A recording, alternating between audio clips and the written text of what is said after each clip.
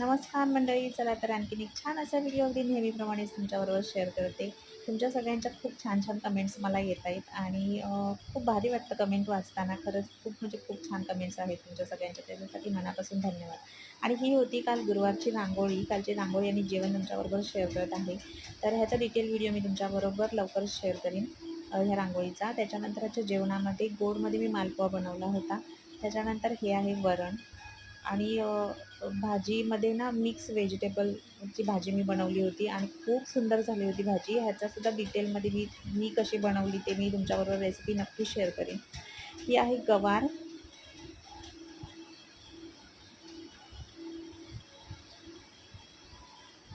त्याच्यानंतर आहे बीटची कोशिंबीर आहे, भात आहे आणि चपाती आहे.